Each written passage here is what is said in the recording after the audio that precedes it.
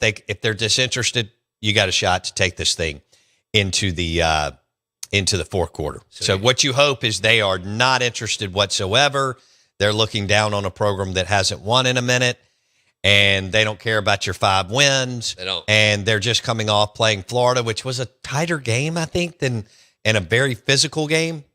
Not that you didn't play a physical game, because every SEC game is physical, and you were just on the road at Arkansas last week. Right. But if you can keep them from just, pinning their ears back and running it down your throat, then I think you got a chance to take it into the fourth quarter. Now, if they do that and your defense is on the field all day, then it could get out from under you in the second half. So that's kind of the way you're looking at it. And then we'll see. Hopefully Levy doesn't get sped up. He's obviously developing into a good play caller. And there are going to be moments where he wants to try to go get it, which is very understandable. You got to pick your spots. You are going to have to go get it at some point. Maybe not at 4th and 7. But you'd like to see that number go down to 4th and 3 at the most. And if it's not there, then you punt it. But it's all going to be situational football. And Levy and Kirby are going to have dozens of decisions to be made around situational football throughout the day, throughout the morning, throughout your Tito's Vodka Bloody Mary morning in Starkville and Oxford. The Oxford thing's a snoozer. So you don't even have to go to the game, or you can plan on going for a quarter or so. And we're live in the Bank Plus studio, Bo Bounds Straight Funk with you on a Show Me the Money Friday. And I've got to give away these cigars. But first, your SEC Insider Hit this morning is brought to you by our friends at Fuse.cloud. Managed IT, voice and internet. Fuse.cloud, F-U-S-E, Fuse.cloud. Managed IT solutions, yes, for the win. Cybersecurity, yes, for the win. You don't have to build your own IT department. They're there for you 24/7, and they're local. Now, they do business regionally and nationally, but they're right out of here, which is really cool. The best offense is a strong defense. Fuse.cloud, F-U-S-E, has your back with seamless technology solutions. Managed IT, voice, and internet services to keep Mississippi businesses secure. Fuse.cloud, F-U-S-E. If you run a business, IT problems are the last thing you want to deal with. That's where Fuse.cloud comes in. They handle everything, A to Z. Fuse.cloud, F-U-S-E, Fuse.cloud. All right, Straight Funk, what are you doing? Are you laying the points or taking them? I do. I'm going to take them. Yeah, I'm taking them. It's a lot of points. Well, the reason being, I can understand it, 7.5. Yeah, a little bit different vibe. Yeah, but I'm gonna take them. Well, the sharp money isn't on there. It's the public money. Sharp money would have came in, earlier in the week. This is public saying that the Georgia is going to handle business. The public ain't never right. Well, it's rare. It's rare. I know they had the big weekend. Was it 2 weekends ago in the NFL? Yeah, because all the favorites won. Right. That's the only reason. If it wouldn't have been the favorites winning, they would have never gotten it all right. Right. But nevertheless, here we are, and they are probably going to be wrong. Dude, let's go to the Golden Moon Casino text line. Lee Dog says we're going to Gulf Shores for the weekend. It's Oyster Fest and hang out all day Saturday. I wish you were going to Starkville, Lee Dog, but I think you live down in the Waveland, Bay St. Louis area, so I understand going over to Gulf Shores and doing Oyster Fest. I think, and I got to turn up the. I think I did a show from Turquoise Place. Yeah, during Oyster Fest. Probably. Yeah. We have a saying around our place, we eat off the floor. I if you're willing to eat off the floor, you can be special. Because y'all were there a lot of this time. Like this time of the years back. Oh, yeah. Yeah. Oh, yeah. Did the Kirby deal drop? It did. Okay, good. Good. But they're not eating off the floor. Well, I would serve their food to them, their pregame meal on the floor. Mississippi State? All above them. Oh, okay. But definitely Mississippi State. Well, yeah. So let's do this again. We have a saying around our place, we eat off the floor. And if you're willing to eat off the floor, you can be special. I think Mississippi State's going to have to eat off the floor to pull this upset. Yeah. It's a long shot, but it can be done. It's really not. This is less than a 10-point spread. That is not a long shot. And this year's been crazy. Somebody's got a beat on this game in Vegas, and they think that look, if this was a lock, it would be double digits plus. Okay. It ain't a lot. All right. So Georgia's coming off playing Florida, winning 24-20. Yeah. I think it was. And do I have that right? Yeah. They beat Florida 24-20. And then, of course, Mississippi State won their game in the comeback game. Somebody had to win. Yeah. And Mississippi State comes back and wins the game. How much is Kamario Taylor going to play tomorrow?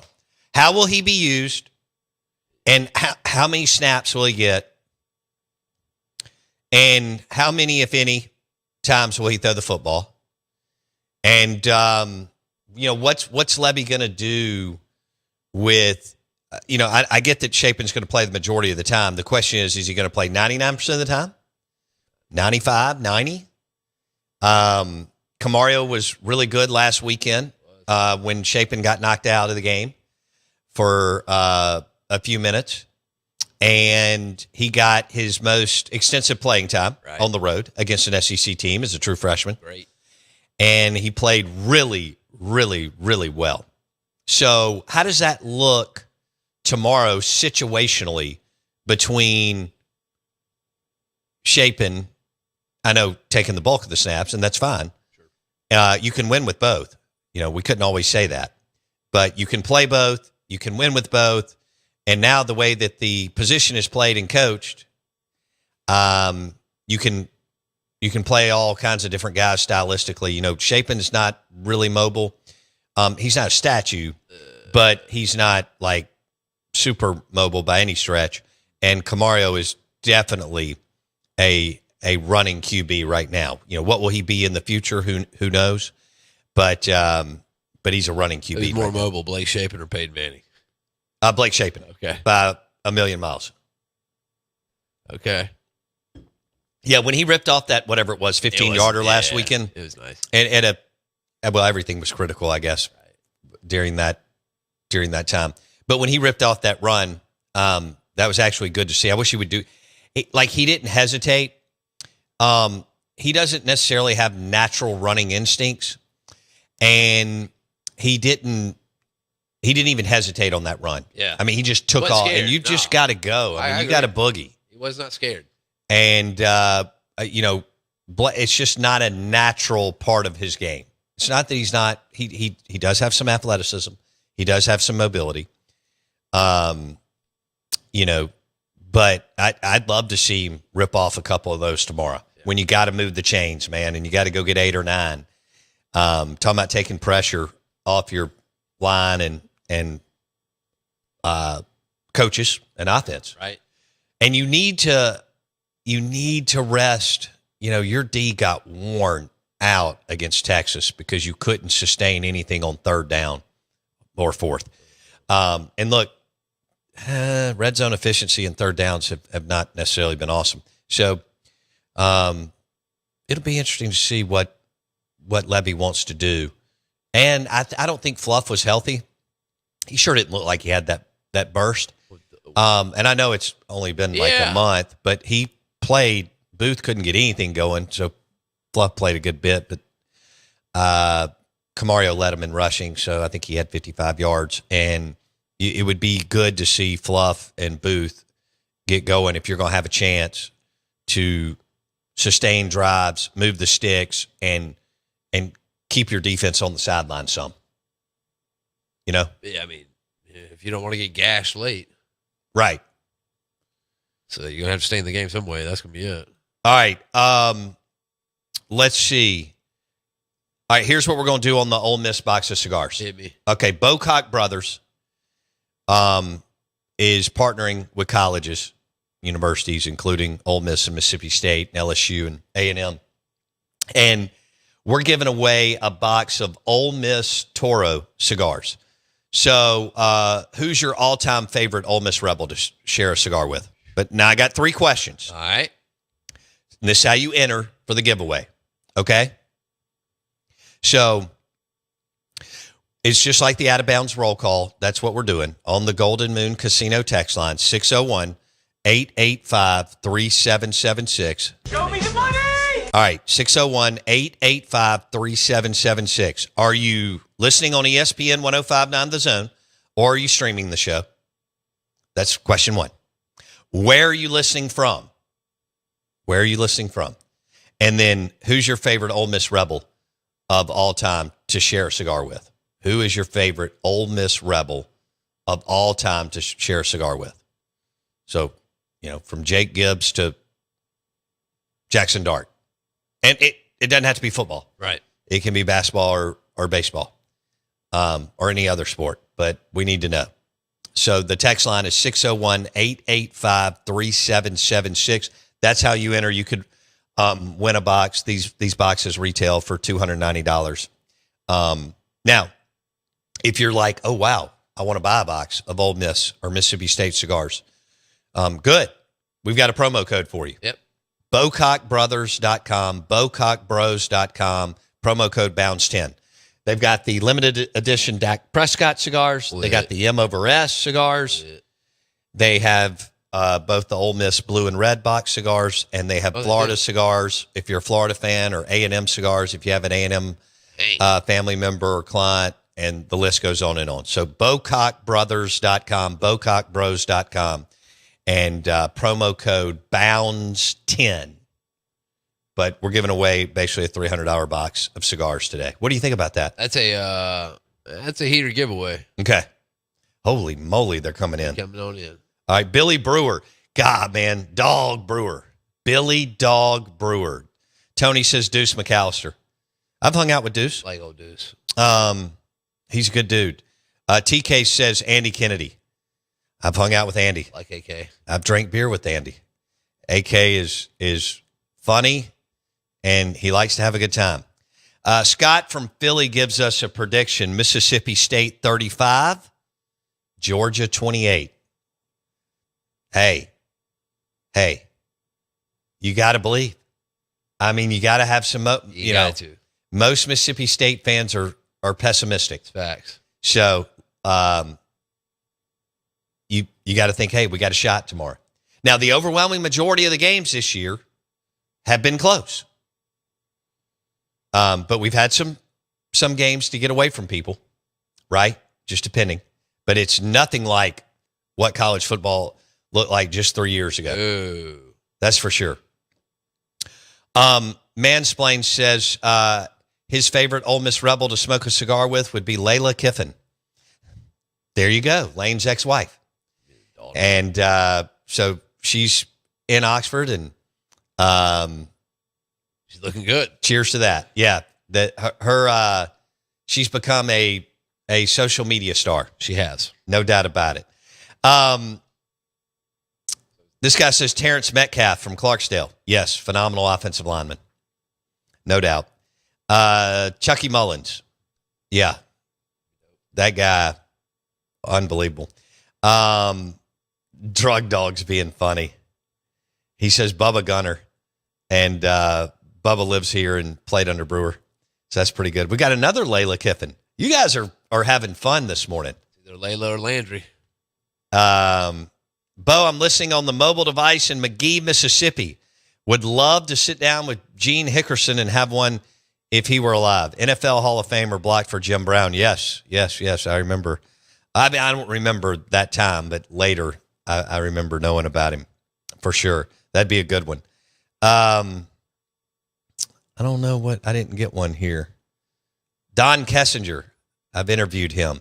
That guy's a legend in the Ole Miss. I knew an Archie was coming. I was surprised it took so long. Mark from Port St. Joe, Florida. Archie Manning, not Arch. First question for him would be what? Patrick Willis is on the board from Inlet Beach, Florida. What now? What was your first question to be to him? I'd ask him why his grandson isn't any good. Wow. He's coming off his best game. Congrats. How does he not have a 5-touchdown, 600-yard game by now?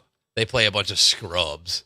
Wow. They play at least 4 scrubs that he could go out there and light them up. You're You're not a Texas fan. No. You're not a Sark fan. No. And you're not an Arch Manning fan. And it's not Arch's fault. Okay. Okay. When he separates himself from there, I can get back in there. I'll circle back. Oh, really? Yeah, I mean when he stops donning the burnt orange, yeah. Just don't like it at all. What made you not like the Texas Longhorns? McConaughey being on the sideline talking to the players. I cannot stand that. Yeah. Why is he over there doing that? And I love McConaughey. He's awesome. He's great. But what are you doing? You're just not a big. I can't stand that. Got Did it. He, go up, he went up and talked to the kicker before he was going to kick a field goal. Did he really? Yeah, you don't do that. You never. And look, and guess whose fault that is? Steve Sarkisian. Why is he on the sideline? Are you going to tell Matthew McConaughey no? Absolutely. Okay. He got a front row seat up there with your name on it. You can go sit up there. Because you're not coaching. What if he's giving $1 million a year to NIL? There's a billion of those giving $1 million. They got a bunch of Matthew McConaughey's. I understand. Now, he's got his own, when you go to the Moody Center, their basketball arena, he's got his own deal, which is, they got him a reserve seat in the Moet Chandon Lounge, for sure. Really? Oh, Who, Matthew? Yeah. Oh, okay. Sweet. It is so sweet. You like a little Moet? Well, I mean. Yeah, like I don't Moody mean Center. you can't put grape juice in Right. it. See, I don't know about all that. Okay. I like they did really You know what? To me, you would love a bottomless mimosa kill it. deal. Oh, dude. Because you're Drill. always trying to find a deal. You're always trying to game the system. Back. And That's bang for buck. you at a bottomless mimosa bar, It's gotten bad. it's It's gotten bad. I bet you good. I went on a grief. champagne run. Like, champagne was all I would drink for at least I don't know, 4 months. It was a rough 4 months. Really? Just bubbly 4 months. Just I mean, you wake up because it goes great with breakfast. Champagne always went really good with breakfast. Well, that's why they bubbles. Exactly. Bubbles and breakfast. That's it. The brunch. I mean, that's why people lead with brunch. They lead with champagne or prosecco. You think if church had a brunch like that, they'd have a whole lot more people attending? Well, I went to an Episcopal church, so we already did that. Yeah, true. We didn't even have to recreate that. Yeah, dang. You know? Step ahead. That's right. All right, we are the Out of Bounds Show, ESPN 105.9 The Zone. We're live in the Bank Plus studio. Want to say good morning, welcome in. Hope you're doing well. Your SEC Insider hit this morning is brought to you by Total Transportation of Mississippi, TotalMS.com, TotalMS.com. So they're hiring, and they're offering nationwide and regional routes for solo and team drivers, powered by Total Transportation of Mississippi. Weekly pay and monthly bonuses, TotalMS.com. Frequent home time, full benefits, TotalMS.com. Paid vacation, competitive pay, TotalMS.com. Total Transportation of Mississippi. Travel the country and let them be your travel agent. They are offering nationwide and regional routes right now. They're hiring right now. TotalMS.com. The app is on the front page. Do you see another game that you're all fired up about? Oh, let me go ahead and make sure I can get you a good one. I don't know. You got me kind of. Indiana at Penn State is favored by 14 and a half. We've got so many interim coaches coaching this weekend. Yeah. It's unbelievable. I mean, like LSU, Frank Wilson is their interim coach. They're going to Alabama. It's left and right. We're looking at Texas Auburn at Vanderbilt. DJ Durkin is their interim coach, who's one of the best defensive coordinators in the country. Where's game day at? I don't know, bud. Is it in? No, what it should be wherever. It may be that BYU Texas Tech game. Yeah, surely. Got to be because that's the game of the week, right? Let's ask our listeners, where is game day? Yeah, do y'all know? Let's go to the Golden Moon Casino text line. Listening on the radio, headed to Vicksburg, and would like to have one with Elijah Moore. Thank him for his dog pee gesture that helped us win the 2019 Egg Bowl. He did. Maybe the kicker could join us. Hail State. Right. It is BYU versus As it should be.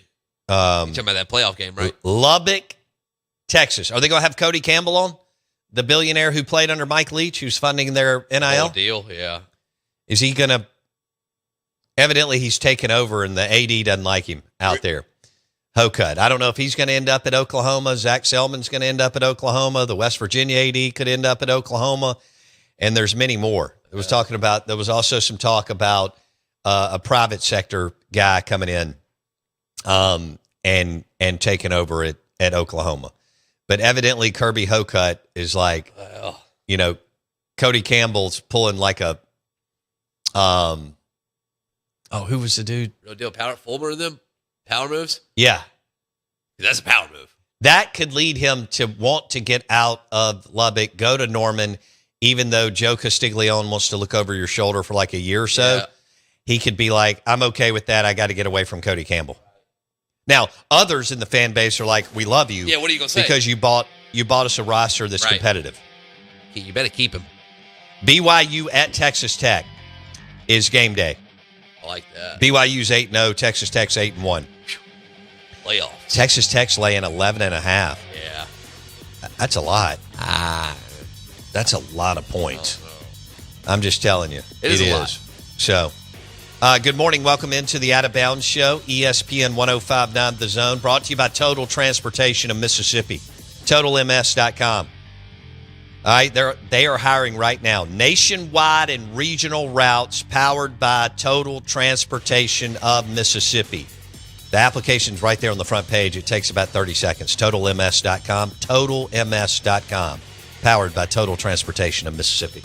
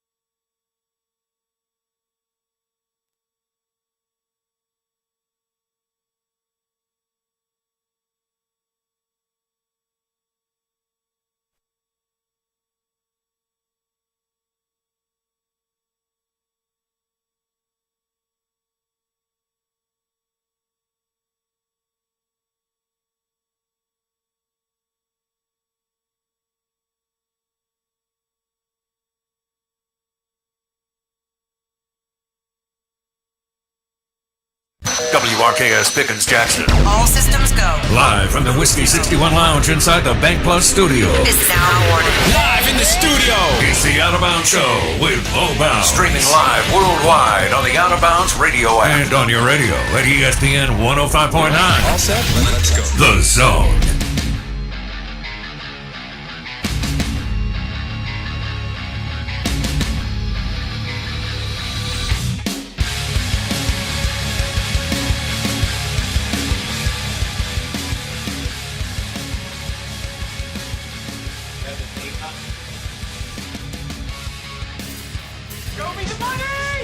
Good morning.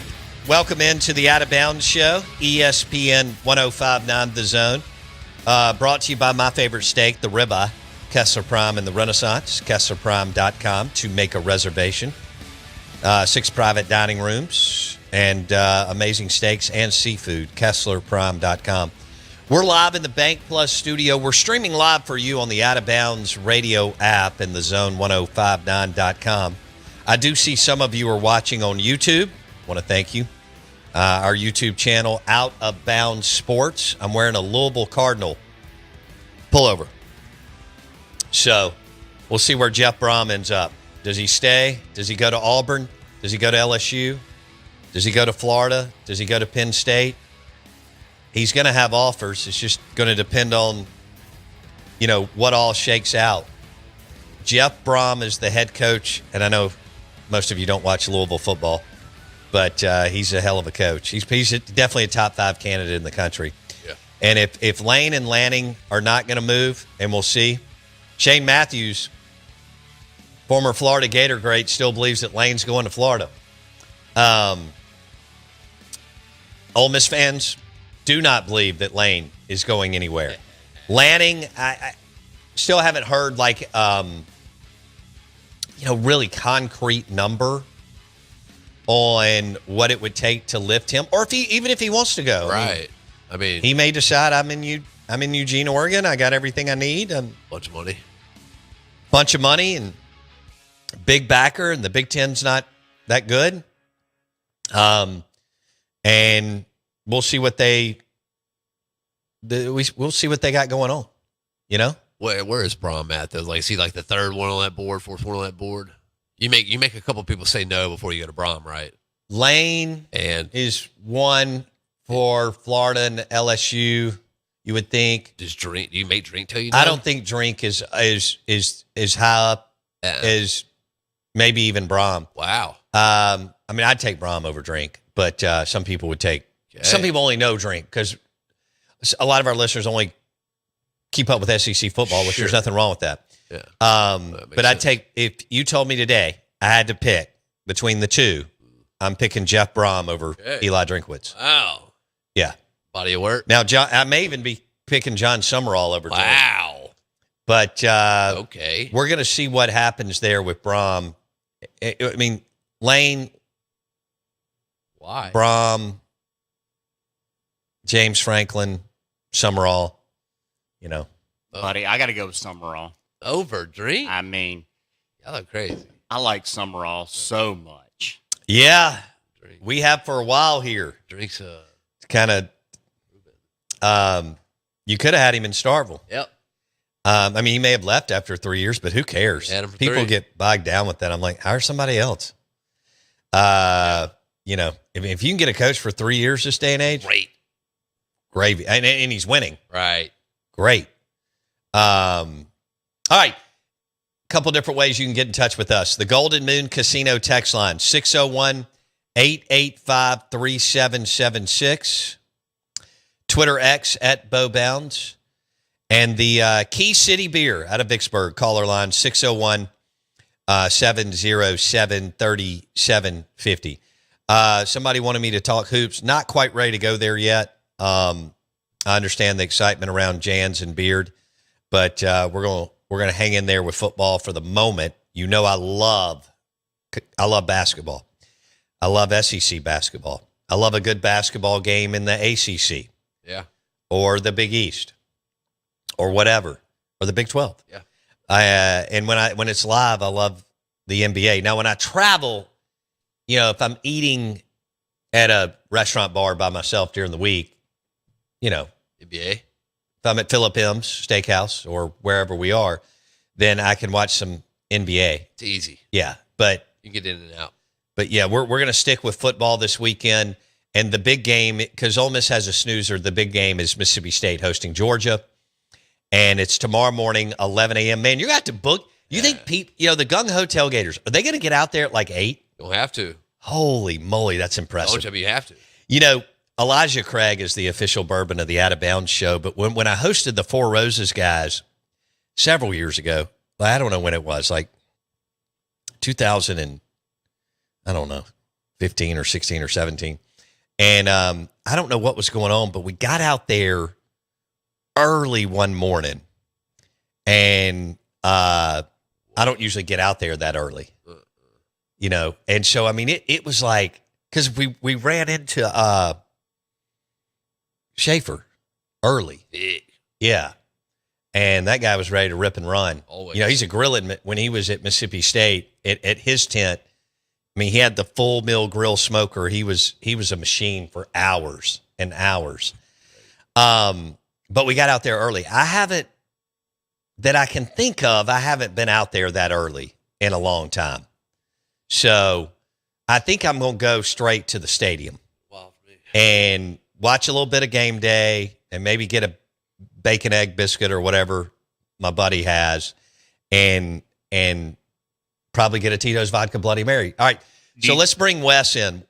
We've got Straight Funk Jackson Meadows, obviously, with us. He just disappeared. I don't know where he's – oh, there he is. Yeah, I had to fix all right, court. I wasn't sure if he, fell out or what happened. Had to fix something. We'll talk about your fishing excursion in a second. All right. Wes, what was on your mind? Have you gone out there at 7 in the morning for, breakfast biscuits and beers or bloodies or just a Diet Coke and coffee, whatever the hell you want to drink? Absolutely not. Okay. Smart. But I'm just talking about the bad heads from Friday night rolling over to the early Saturday morning. Well, that's more college. I mean, there's going to be some adults, but most adults can level off. That's going to be the college students that are going to be dragging in at 10:57 learn how to get in. Oh, no doubt. Well, and youth, you got it. Youth is one of the few things in life that's undefeated. Yep. And so you're exactly right, Jackson. I mean, we were all able to party, get right out of bed and go to football or basketball games. I mean, I lived at Humphrey Coliseum as a student. And I always thought there was nothing better than kind of have gone out the night before, but had a good noon game just because it made you get rolling. Right. And it was so much fun to get there, at 11:30, 30 minutes before tip. And I'm talking about as a kid. Right, yeah, sure. I mean, not as a student. Right.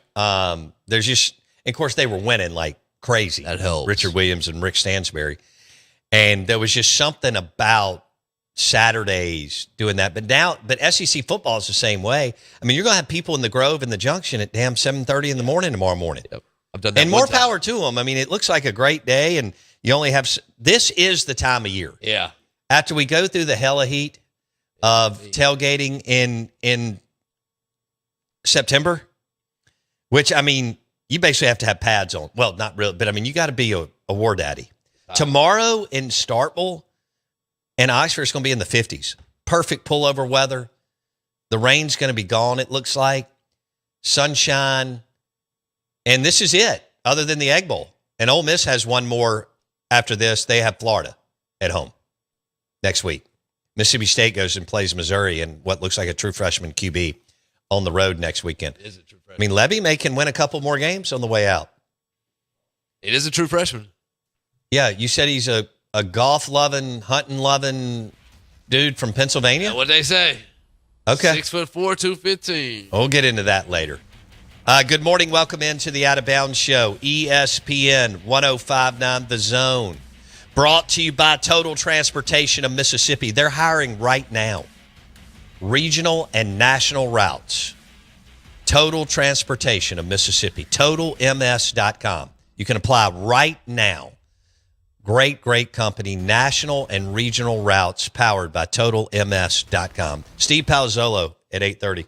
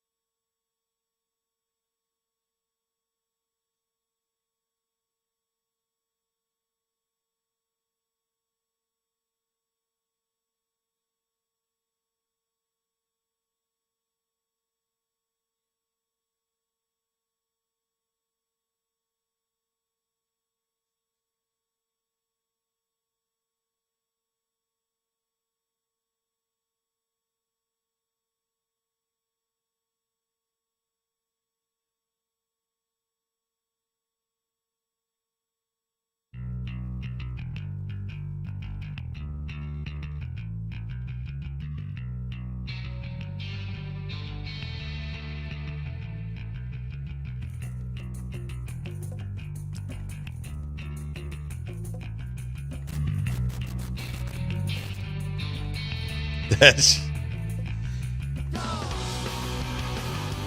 Show me the money! Show Me the Money Friday, brought to you by Rick's Pro Truck. Check them out on Instagram. Very, very active. And Facebook. Rick's Pro Truck. Rick's Pro Truck. 3 locations. RPT Commercial in Pearl. Location in Flowood, Gluckstadt, Madison County. And don't forget to give Casey a really, really hard time in their Gluckstadt, Madison County store. He is a Notre Dame fan. And I know. He's a Notre Dame fan. And Notre Dame's ranked 10th in the country. Yeah, they're lucky. And well, look at their schedule. Should have been given that. I mean, they play Trash Tech. Navy, who's had a good year. They have. At Pitt, Syracuse, at Stanford. So that's a cakewalk. Heavyweights. After losing to A&M and Miami to start the year, they may run it and make the playoff. No. And go, oh. yeah, they're in right now. Man. And Ole Miss is in. I mean, look at the college football playoff rankings. Ole Miss is 6th, and Notre Dame's 10th. God. If they run it, they're in. yeah, and that's not a difficult schedule. That's weak. Make sure to give Casey a hard time. Rick's Pro Truck RPT, Gluckstadt, Madison County. They've got turtle boxes, lift kits, spray and bed liners, all kinds of fun stuff for your truck, SUV. RPT, baby. Trucks live here. ricksprotruck.com. And it is... You gonna show me the money. Yeah. Show me the money Friday. Bowbound, Straight Funk, Jackson Meadows. We got Wes with us. And we were asking people how early. Do we have anybody that's gung-ho that's getting out to the Grove or the Junction by 8 o'clock tomorrow morning?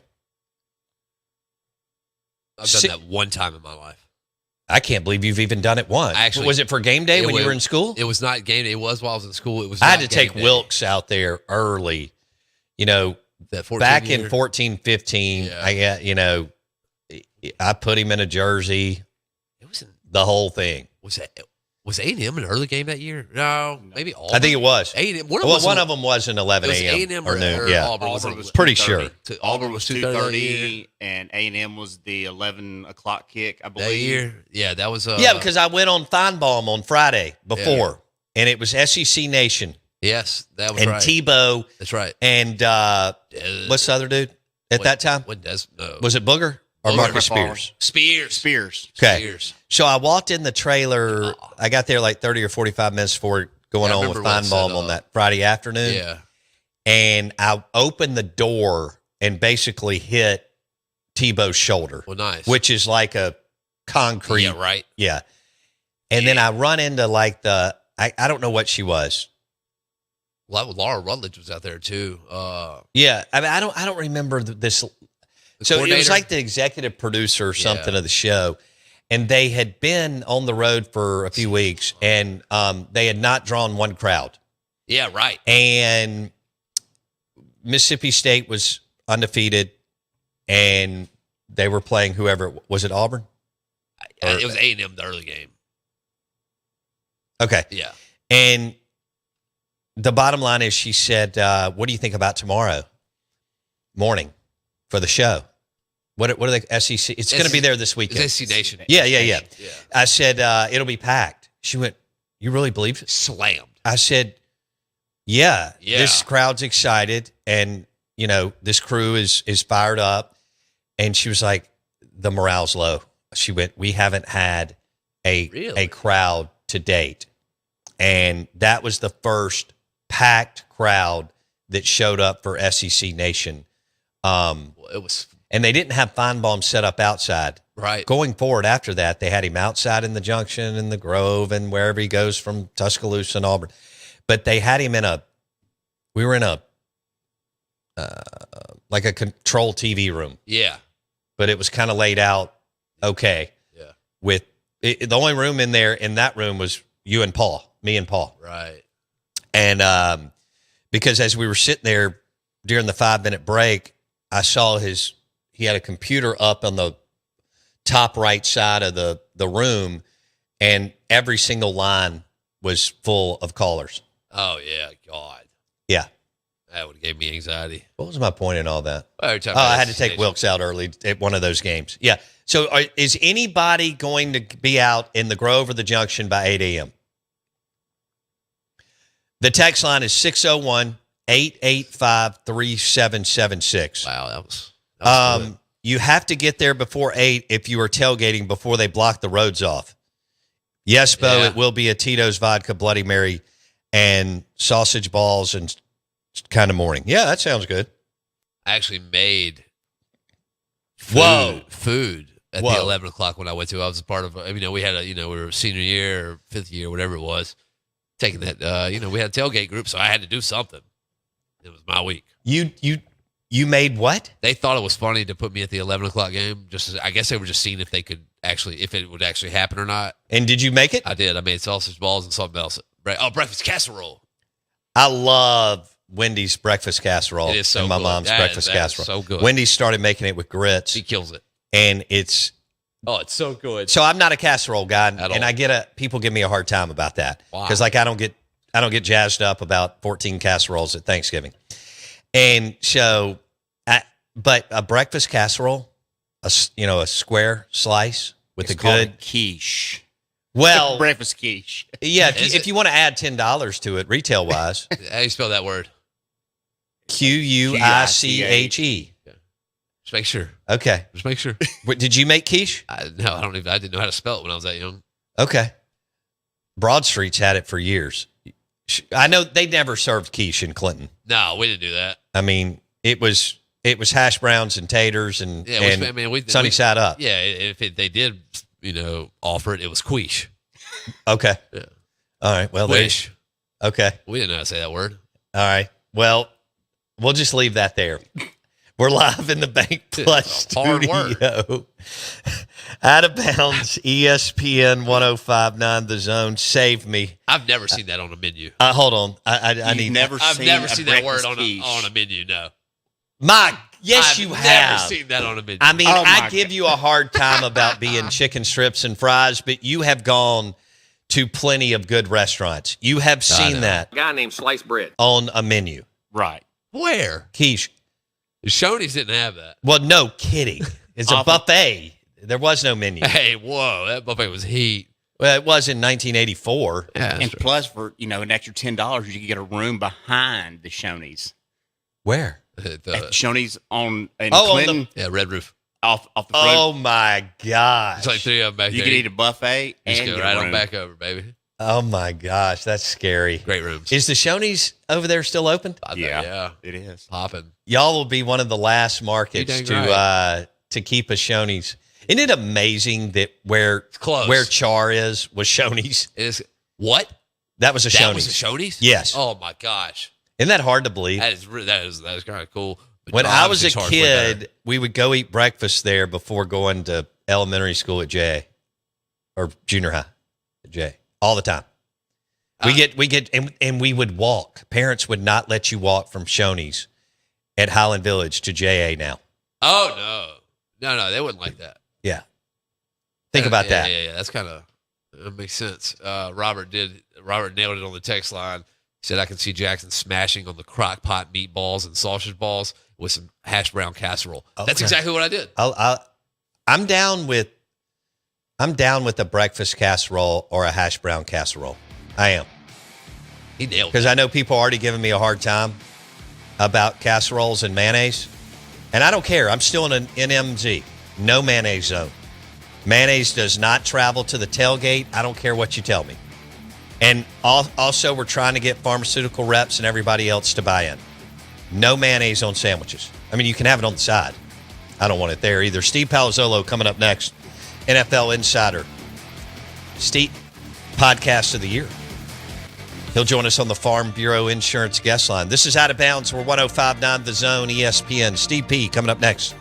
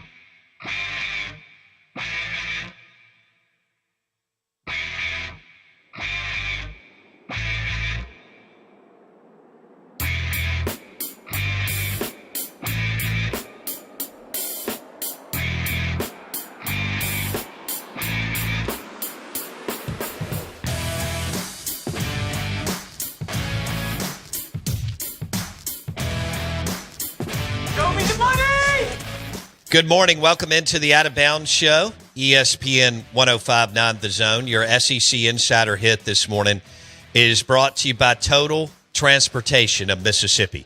They offer nationwide and regional routes for solo and team drivers. They are hiring right now. Visit TotalMS.com. The application page is right there. Weekly pay, monthly bonuses, frequent home time, TotalMS.com. Full benefits, paid vacation. All powered by Total Transportation of Mississippi. TotalMS.com, offering nationwide and regional routes. We welcome in Steve Palazzolo, NFL insider, former AAA San Francisco Giants player, Skyline Chili ambassador, and friend of the show. He joins us on the Farm Bureau Insurance guest line. Steve P., how do you feel about last night's game? Did it set the NFL back 20 years? First off, only some of those things are true from your intro. So let's just be clear on that. Yeah, that was an ugly one. I called it like an homage to early Thursday night football games from about a decade ago. Yeah. You know, like Jags Titans with Charlie Whitehurst under center or something like that. So it was ugly, bad offense. The one thing I will say, the one defense I'll make, it seems pretty windy there. And I think when we analyze games like that, we do need to adjust. Fair enough. For the weather. You know, it is tough to pass in heavy wind, but Bo Nix and Geno Smith had both kind of played like that in spurts this year, so wasn't totally away from their normal baseline. Okay. All Sean Payton does is win. He's like Jim Harbaugh. I mean, people can like him, dislike him. I know he's not as quite as polarizing as Harbaugh, although Sean is very fiery, as you know, and can get under people's skin. But a win's a win. I mean, these dudes are 8-2. Are you, when you look at the AFC and the fact that the Chiefs have dominated and the Bills have been really good, and at times the Ravens, and they've kind of led the way because the Steelers have faded off. Are you buying in? I mean, are you buying into the point where if I told you they were playing in late January, you'd be like, I can buy into that, Bo, with the Broncos and Sean? I mean, yeah, because their defense is that good. And as ugly as the offense was last night and at various points throughout the season, they had several games where they just didn't do anything for 3 quarters and then all of a sudden had a good fourth quarter. That's not really sustainable. But over the last 2 years, we've seen Bo Nix play solid football. It's not like he's been horrendous for a year and a half here. He's been pretty good with a lot of bad in there, but he's been pretty good. They've got guys to throw to. I think they can run the ball a little bit better than they could last year.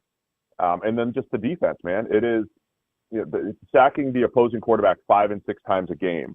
It's the pass rush. It's the coverage. It really is, the both sides of the defense working together. They've done a great job of that the last couple of years under Vance Joseph. So I think it's a really good team. It's not a completely wide open AFC. I still think at the end of the day, the Chiefs, Bills, and some of those top teams rise back to the top. But yeah, Denver is going to be competitive in the AFC because of that defense.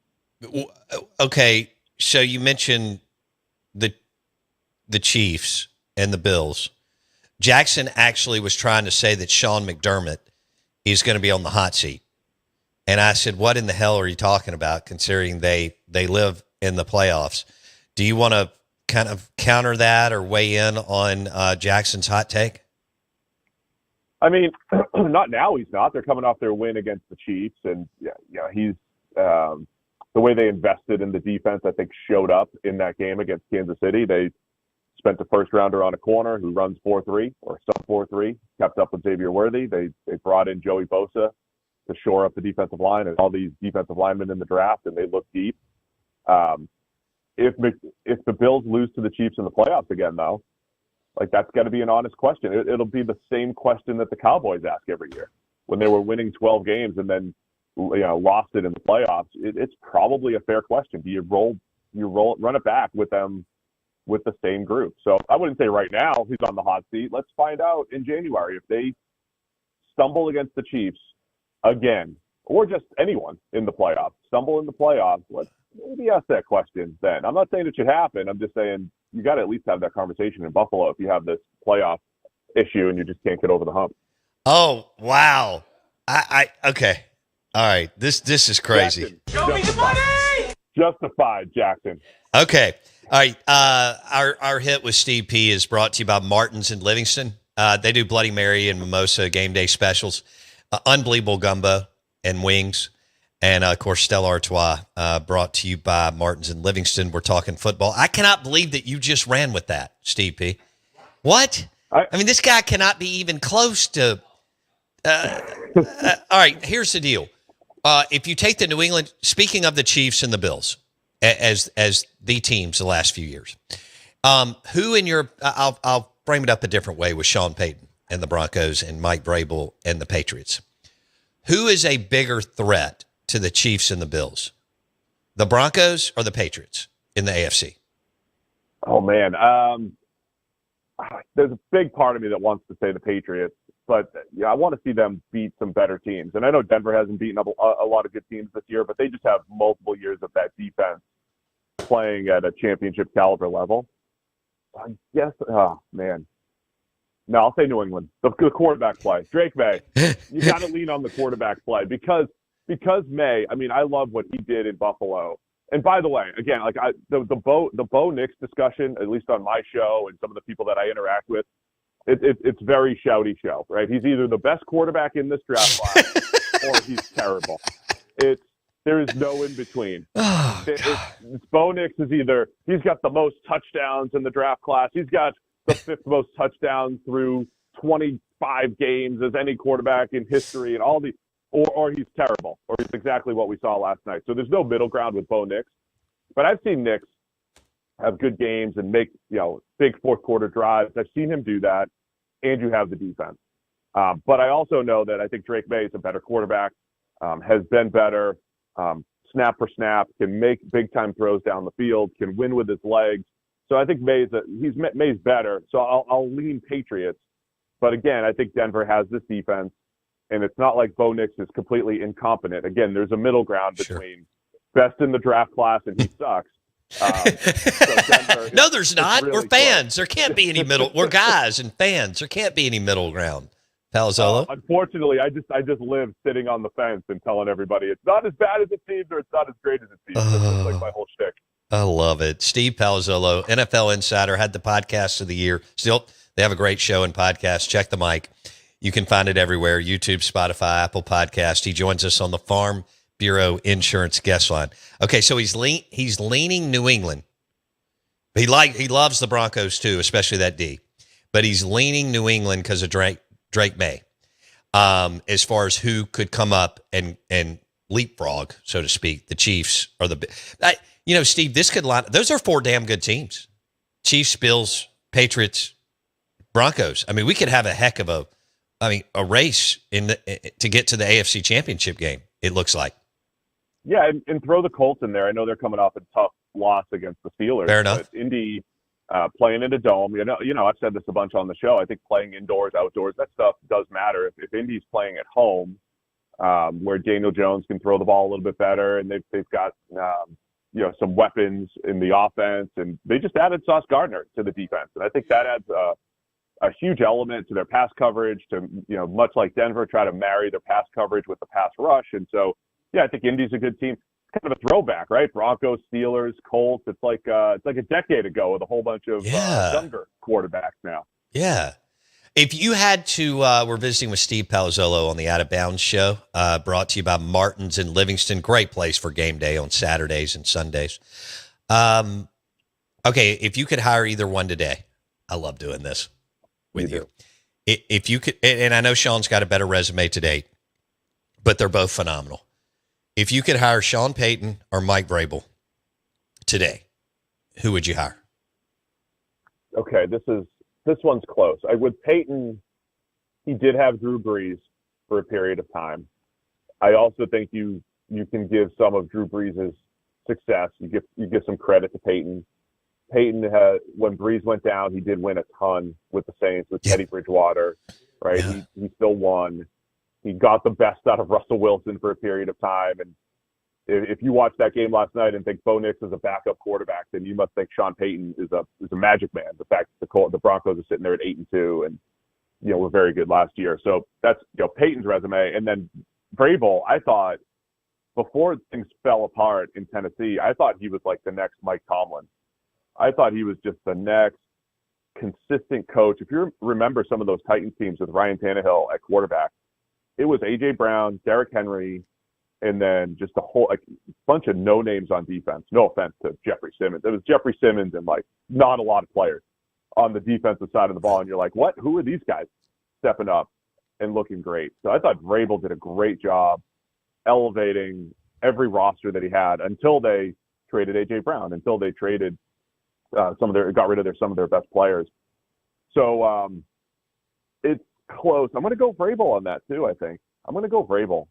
He's showing what he can do in New England, overhauling that roster as well. He's had some personnel control there. I think that's going to be a big factor for him. I know Sean Payton's always had some of that. I'll take Vrabel. I think the only time he really struggled is when Tennessee really ripped the carpet out from under him and traded his best players. But every other time he's had something to work with, Vrabel's really elevated his team.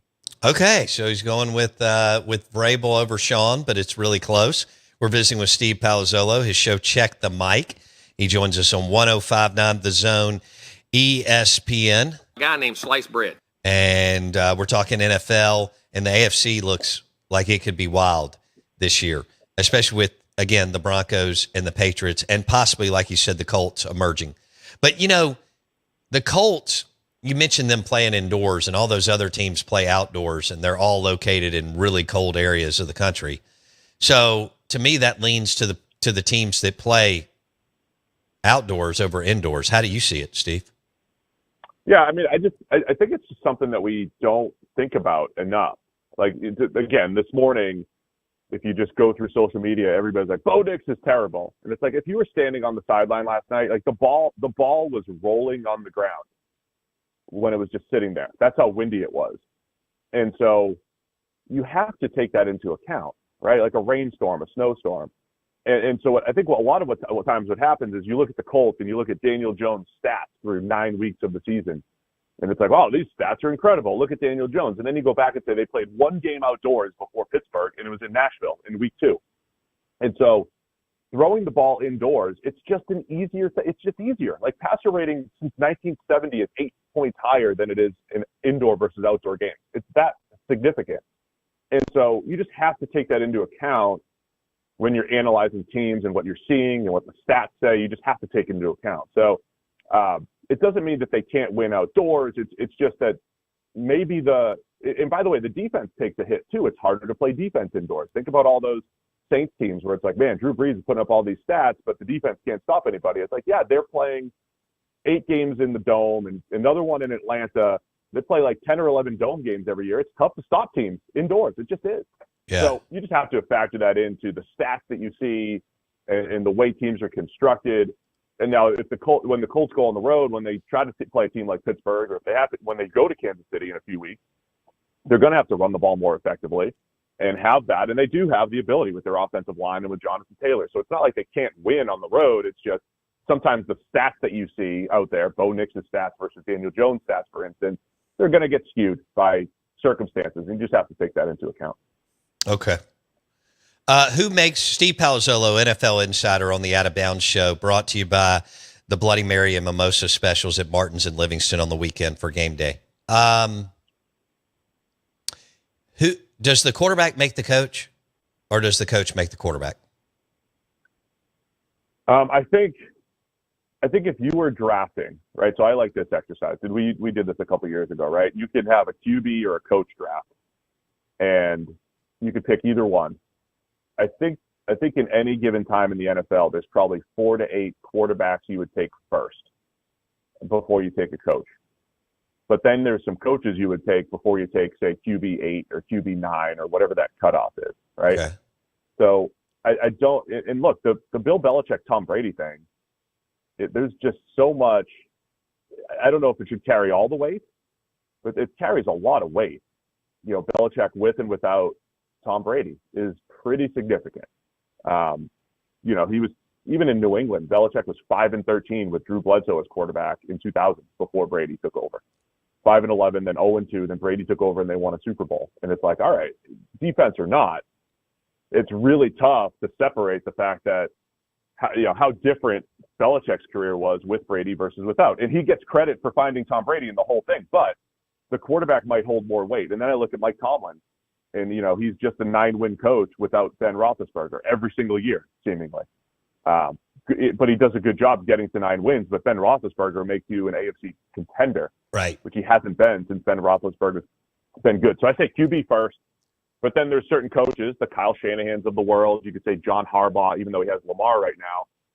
Andy Reid, even though he has Mahomes right now. I just look at all the coaches that have done it with multiple quarterbacks and say, okay, they're the guys I could trust the most because they've done it with multiple quarterbacks. If you haven't done it with multiple quarterbacks, it's tough. And, a guy like Belichick, it's so lopsided. You say, okay, it's got to be the quarterback first. So I think it's the elite quarterback first, then the elite coaches, and then the high-end quarterbacks, and go from there. All right.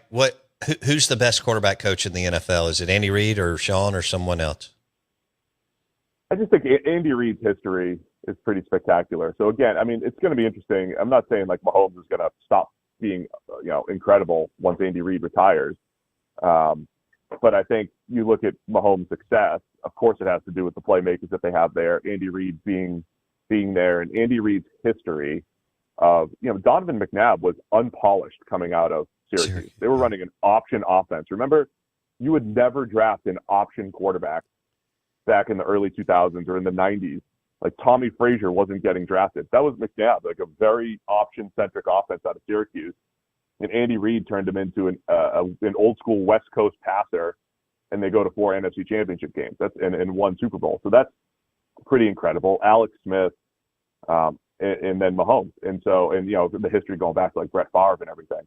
Yeah. So I'd say Andy Reid, his history. Sean Payton's close, man. You watch Bo Nix week in, week out, and it's like, man, they're getting really good stats and production out of Bo Nix with his inconsistencies. You got to put Sean Payton up there as well. Okay. Steve Palazzolo on the Out of Bounds show. What should the Saints tank and go for the number 1 pick? You can't really just tank, but in the number 1 pick next year, I know we started talking about the QB class. I'm a little worried that there's not going to be the QB talent at the top of this draft. So I don't know. That's why I like what the Jets are doing, which is just getting a ton of draft capital over the next 2 years so that they can maneuver. And, Fernando Mendoza is probably going to go in the top 10, Indiana quarterback. He looks good. I think he's got the skills to be a top 10 quarterback. But then I look at Dante Moore from Oregon and Ty Simpson from Alabama. I think they're the next 2 where everybody's putting them in the top 10 in their mock draft, and I think rightfully so. I think both of those guys could easily go back to school. I think it's more likely than not that they go back to school. Good situations at each school. They're very inexperienced, and there's enough money in college that you can say, it's not that you're going to make more money in college. It's you're saying, I'm going to do what's best for me to develop. Then I'll be a top 10 pick next year with more experience, and I'll have a better chance of having success at the NFL level. I think Ty Simpson and Dante Moore should absolutely come back and do that. And then every other name that was mentioned in the preseason, Lenore Sellers, Garrett Nussmeier, Arch Manning, whoever, John Mateer, all of those guys have either struggled, had injuries, not developed, been overhyped, however you want to parse it.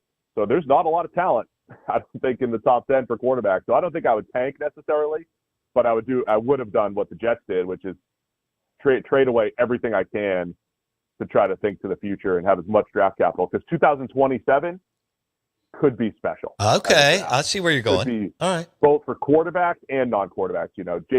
Jeremiah Smith, those Ryan Williams, Dylan Stewart, Colin Simmons.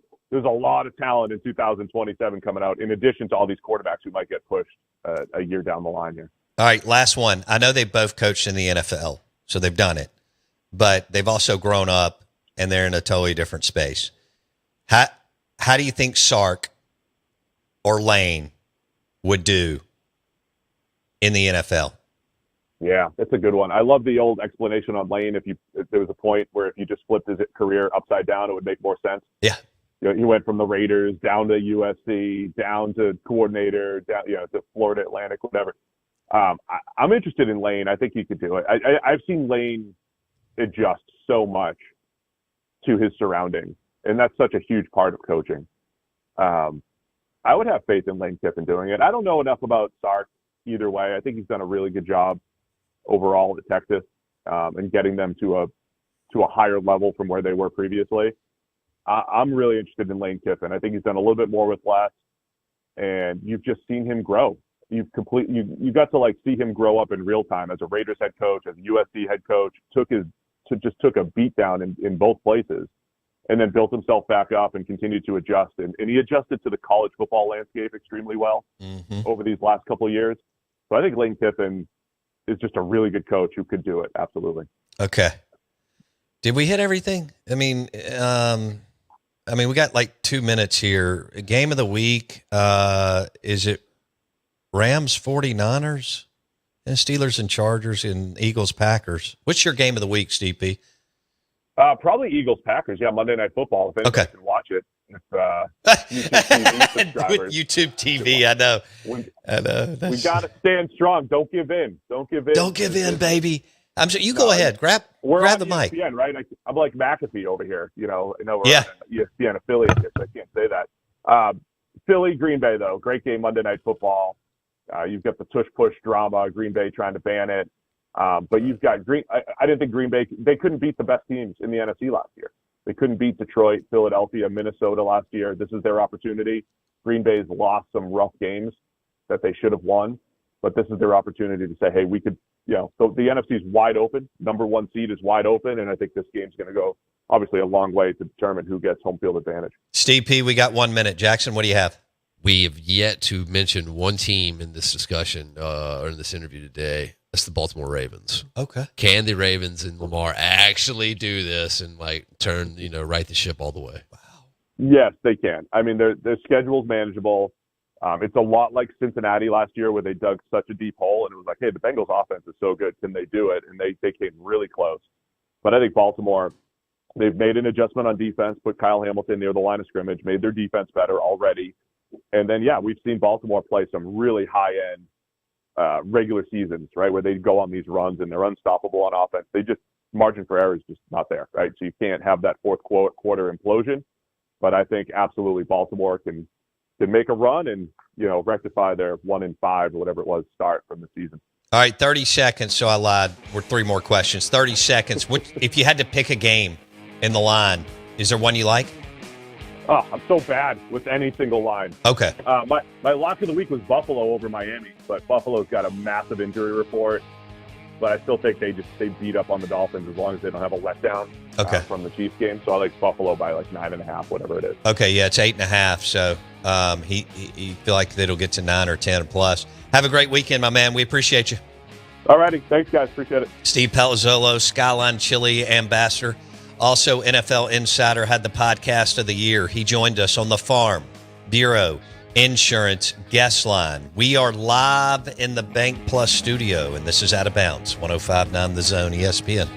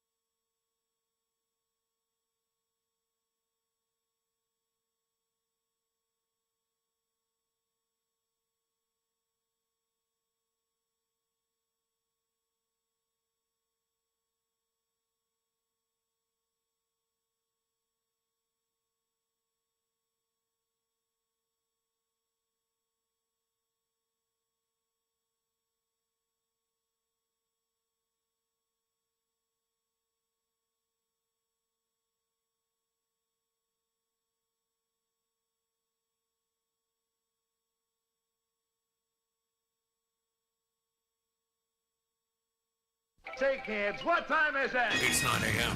and this ain't okay show. It's the Out of Bounds Show with Bo Bounds. As Mississippi's #1 morning show rolls on. Yeah, they were interviewing him about it. Online at thezone1059.com. Here it is.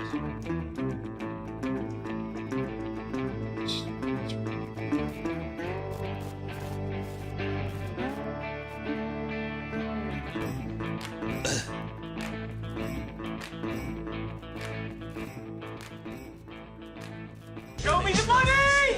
Show Me the Money Friday, brought to you by the Men's Clinic in Madison and Brandon. We are 105.9 The Zone, ESPN, the Out of Bounds Show. I'm your host, Bo Bounds.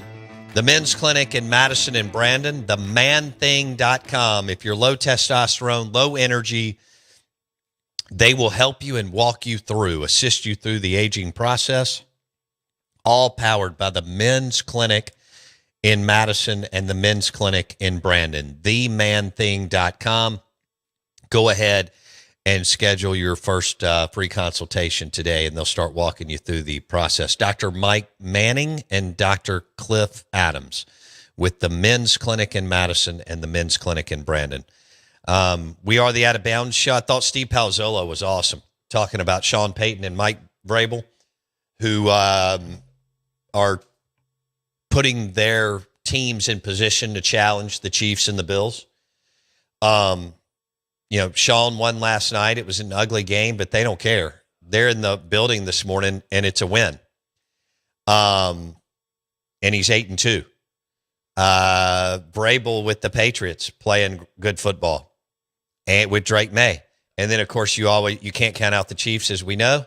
And then the Bills got a big win last weekend over the Chiefs. And they both have Mahomes and Josh Allen, and two really good coaches. I mean, Andy Reid's a Hall of Famer and the most decorated coach in the league now that Belichick has stepped away to college. But Sean McDermott has done a really good job in Buffalo, regardless of what Jackson says. And so, that's it. Done a great job, but it doesn't matter. Wow. If you can't win that AFC, they're not doing this whole deal again like they did with Jim Kelly. They kept getting to the AFC where they kept making a Super Bowl. Four straight Super Bowls. But this is AFC Championship version of it. They can't get by. Right. They're not doing it again. Okay. Let them ride. Send them to New Orleans. Oh, my God. Clown X. Don't they trade coaches nowadays, too, though? You can trade coach for some picks late. Don't you get like. You're just making stuff up. No, they trade coaches. No, they don't. Who? John Gruden got traded for some draft picks. I mean, that was years. When? When? That many years ago. When he went from the Raiders to Tampa Bay? No, to the last stop. Tampa Bay to the Raiders? No, he'd already been fired. Because he came out of the booth to take over the Raiders job again. Okay. In 2002, he was traded. That is correct. Yeah, it was way back when. Okay, I could have sworn someone else got traded. From the Raiders to Tampa Bay. That's correct. Okay, when they moved off Dungy went to the Colts. John Gruden walked into a ready-made team and won the Super Bowl with Trent Dilfer. Does Tony Dungy win the Super Bowl that year? You would assume so, right? Well, no, you don't, because you don't know. There's too many variables. Yeah, way too many things that can happen in variables. Did we not trade Sean Payton? No, he had already stepped down. Yeah, he had stepped down so that wasn't in play for the Saints. That's right. I mean, but the Saints aren't a real franchise right now. Nah, I mean that's just chilling. That's just you're now one of the worst. Yeah. You're one of the worst three franchises in the NFL. Yeah. I mean, you're operating like the Browns. Oh, well, let me go through it. Browns are there. Browns, Jets, garbage. Who else is there? Tennessee Titans, pretty trash. And the Saints. You're either the worst or bottom three. Yeah, we'll go bottom three. Would you trade for Sean McVay? Oh, it's Brad McVay? Johnson. You're right. Dilfer won it at the Ravens. My bad. Would you trade for Sean McVay right now? Make that.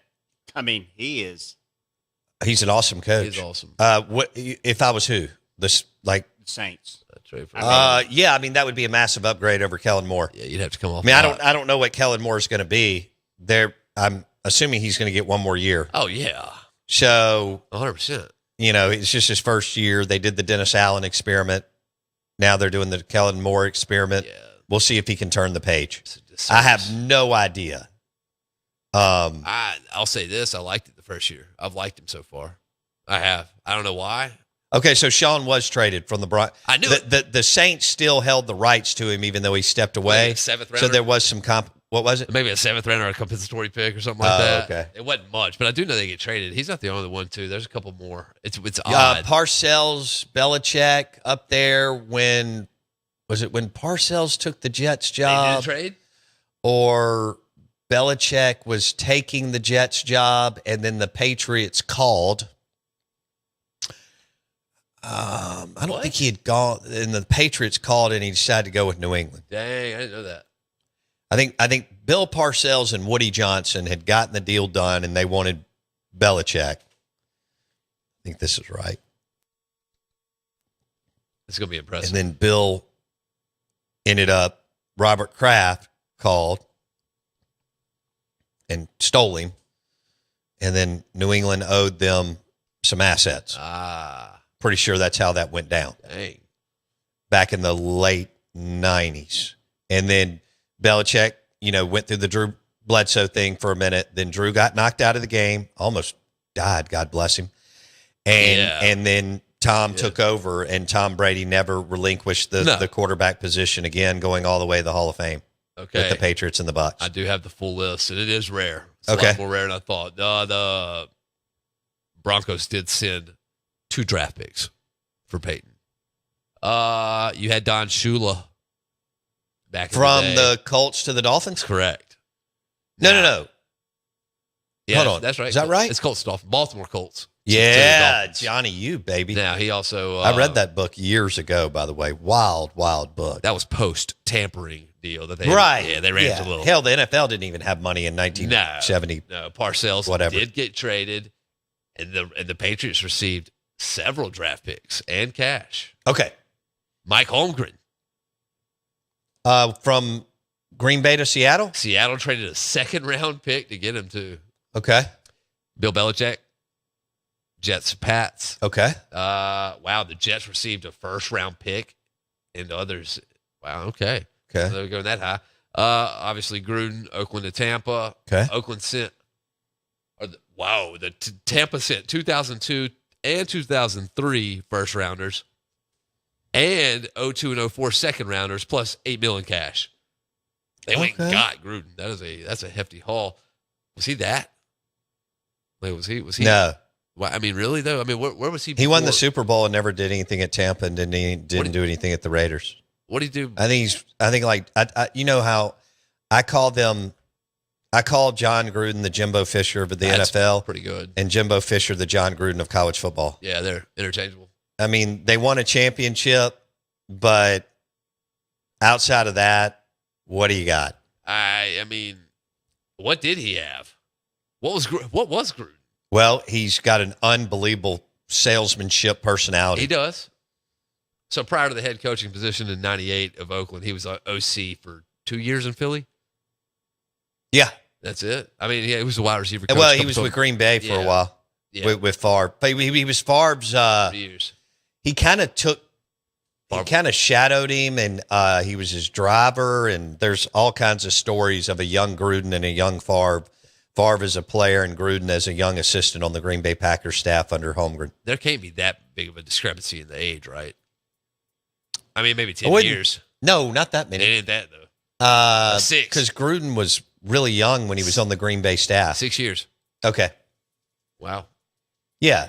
So think about that. Let's say Brett was 23 or 24 after being traded from the Falcons. And let's say that Gruden was 28, 29, 30. Wow, yeah. 30, I guess. Yeah. Because they were buds. I can see that. Now, I don't know if Gruden partied with Favre.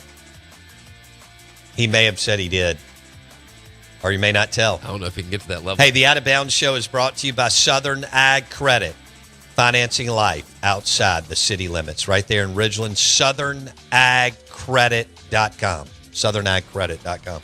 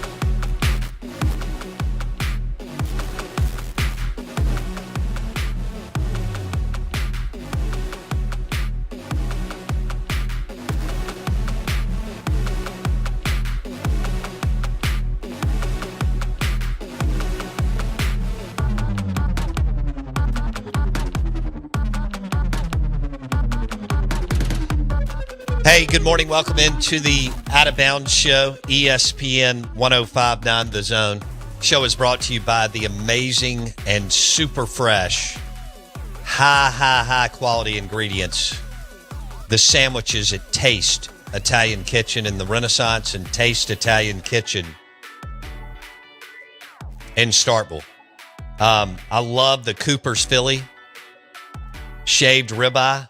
Oh my gosh. The Cooper's Philly at Taste Italian Restaurant is delicious. And also the Chicago beef sandwich. The Chicago beef sandwich at Taste Italian Kitchen in the Renaissance and in Starkville. They've also got the spicy Italian. I've tasted all these because I was lucky enough to be part of the tasting team several months ago when they added these amazing sandwiches to their menu at Taste Italian Restaurant. The Chicago beef, sliced Italian beef, and it is fabulous. Pair it with some fries or some fried calamari and Volteo Reposado Old Fashioned, and you're winning. So, and you're winning big. So, both Taste in Ridgeland and Taste in Starkville has Volteo, Volto, super premium tequila, 100% blue agave, 100% additive free Volteo tequila at Taste Italian Restaurant in the Renaissance and Taste Italian Kitchen in Starkville, Mississippi. They don't have a funnel. They do not have a funnel. Just double checking. Yeah. Dave's, maybe. Maybe. But yeah. Taste, no. No, okay, all right. Yeah. Have you ever funneled a beer in the Junction? Ooh. Yeah, we funneled. Was that a rhetorical question? Yeah, I don't know what you were thinking there. Okay. Better question is, what didn't we funnel in the Junction? Right. Right. It's everything. Okay. I mean, when you're out there, especially, man, when it's getting hot, what isn't funnelable? Ooh, baby. Throw it all down the funnel. Yeah. Okay. Get to where you're going quick. All right. I'm just proud of you for getting out there one game when you were in college at 8 a.m. Me too. with sausage balls. Pretty proud of myself. Evidently, you said some females guilted you. They did. That you no-showed for another game, and that you had to I showed up. I didn't say somewhat anything. redeem yourself. Yeah. Okay. I did. And it was the redemption was there. I think they would, and then I actually cooked some stuff for Thanksgiving dinner because we did a Friendsgiving or whatever. It was like 23 of us. It was huge. Really? Yeah, it was really cool. What'd you cook? It's it's like chicken rice, but it's got like this cream of mushroom on top of it with some other stuff. So I grilled some chicken. Okay. Yeah, it was pretty easy. There's not. It's almost like everything has to have cream of mushroom in it for Thanksgiving. I don't get it. I don't either. I don't like it. It's some people can pull it off. I mean, there are a couple of casseroles I like, but it's not something that I need in my life. It's some kind of give me 3 casseroles heavy you level, and don't include breakfast. Breakfast casserole. Name me 3 casseroles. Breakfast casserole done well is amazing. Yes, of course. There's just something about it. All right, if you take it out, can you name me 3 that you like? Casseroles? Yes. I don't think you can. What about green bean casserole? Not. I mean, are you talking about wrapped in? Oh no, it's a casserole. There's not like casserole just wrapped in bacon. I guess and they're cooked. We can include that's not a quiche. casserole. We can include quiche. Okay, quiche. To answer your question on green bean casserole, no. No, it's gross, right? No, I don't think it's gross. It's just not something that I get up and get. Again, I don't get jazzed up about it. No. Okay? I mean, I catch hell about this, but that's fine. Hash brown casserole, though. I like but I want it crisp. I want it crisp on the top. I want the crunchy. I want the crisp on the top. And I want some good hot sauce or some Wickers to go with it. So they do like a Pittsburgh and a style good on the top. And then how they do the steak, they just take that over and fair enough. You can say it's seared, charred, whatever. I like that a lot. Yeah. I can do a hash brown casserole. Okay. Especially when it's cold. All right. I don't necessarily need one in September or July. And this anyway. one, we never talk about this one. Shepherd's pie. I don't do shepherd's pie. I loved it growing up. That was the number one thing. No, I mean, it's got English peas in it. And I ate English peas when I was 6, and I was smart enough to know that they weren't any good. They're so good. I love those things. No, they're not. I don't know why they're good. You're lying. They're sweet. I mean, that is a delicacy in Clinton. Hey, English peas are hit. Right? I mean, that was like an entree. What about a French toast casserole? Not a big French toast guy. No? Mm-mm. I've had it. Well, yeah, I'd assume. Right. I'm not a big French toast guy. Are you a blueberry muffin type of guy? Like, No. Oh my! I mean, I ate them gosh. when I was a kid. It's bran I ate and one. The ones like a downstairs bunch of. are hit. It's a way to get full. The ones downstairs are. Well, a Beagle Bagel Itty. in Madison is different. I mean, everything down there is good and it smells amazing. It does. I forgot. I mean, Yes, I would go down there and take a bite or two of their cinnamon roll, but I'm not going Right. to eat the whole thing Oh my gosh! like you have. man. You used to put yourself in sugar trances the first time you were with us. Trust me. 10 years ago, you would eat a whole cinnamon roll Yeah. from Beagle Bagel in Madison. In about like 15 minutes. Yeah. Those. Of course, we also had a donut contest, and you a good point. participated, and we didn't think that we should have just said, No. how many can you eat in 90 seconds? And we sat there and let y'all eat for 9 minutes. I mean, y'all were, That's gross. yeah. Oh, it was so dope. For Yeah. Like the first four. I of mean, that's gluttony. I mean, that's them. It was. I mean, I mean, took a we good just nap. did. Blake and I totally dropped the ball. Yeah, I did Jackson was still on the team, but he and another listener, Yeah. I'm assuming, Yeah, I don't remember who it was. went head to head, and Dunkin' Donuts brought. I don't know what. I think we went with donut holes With and Shipley. milk. Oh, Shipley's. They were whole donuts. Oh, Shipley's. whole donuts. Okay, Oh, dude, they were. y'all slim- looked man. like y'all were in. were they hot? Oh yeah, dude, they were sliding right down the throat. They were beautiful. Okay. Now the milk's, I had to have milk. I gotta have milk with my donuts, but that's where I think that's what got me. We got about a dozen down. Yeah, I at least got 9 down. I don't remember if I won or lost. Blake will remember. I don't remember if you won or lost either. I usually don't lose in that kind of deal. I can't remember who. I should be able to remember Yeah, that. I know it's on video though, right? I would think so. I think it is. I'll have to go back and. Blake probably had the camera on him the whole time while y'all were Just the faces while right y'all at were it. eating. I love that. That's funny. But Ginger. so I don't know. Y'all may have been. We may have had the camera on, but we were watching Blake. But Blake's commentary. I Yeah. like that. Yeah. Oh yeah, we were. Oh, because it was a live segment. RT says lasagna is a casserole. Is I it? like lasagna. Is it? Does that qualify? I didn't know that. I don't know He- if it's technically a I think you might be casserole or right. not. It sounds. Are y'all buying that? It sounds like something I can buy.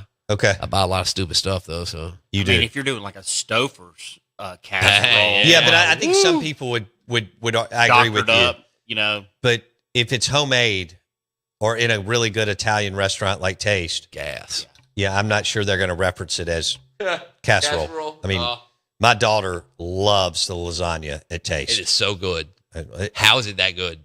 I tell you, when I get a to-go order, Oh my 90% of the time, I get the lasagna because I just know it's It is that good. just going to hit. I don't understand. Half a I'm Caesar. just waiting for the, a little bit of invite. Yeah, well, no, it's very that when I tell you that, I mean, because you can get that lasagna anytime, and it's perfect for lunch or dinner, obviously. But when I tell you it's better cold, and the next no. morning, I love it, dude. I can No, eat that stuff cold. I can.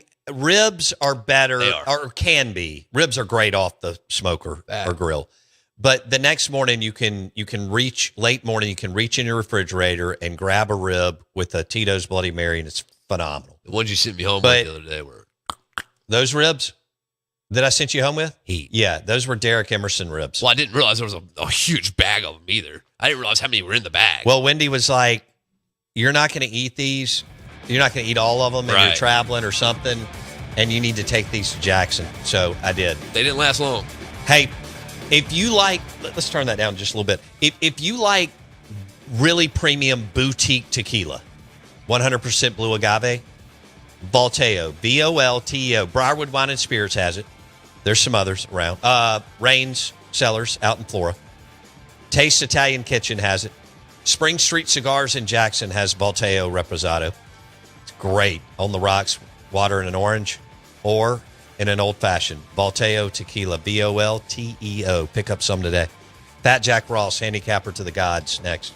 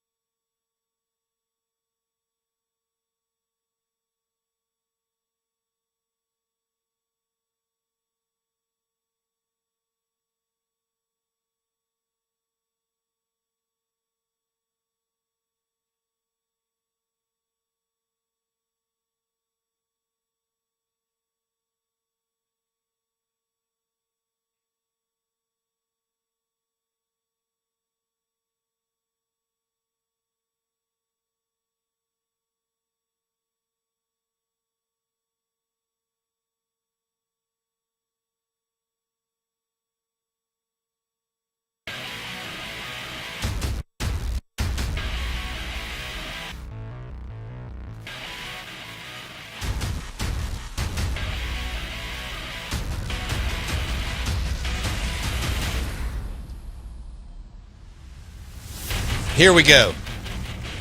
And When the lights are about to be turned off, you know what you need. Because you gotta somehow make that paper, right? Money! Show me the money! You come to the right place for that. Because it's time for Bo Bounds Show me the money! to show you the...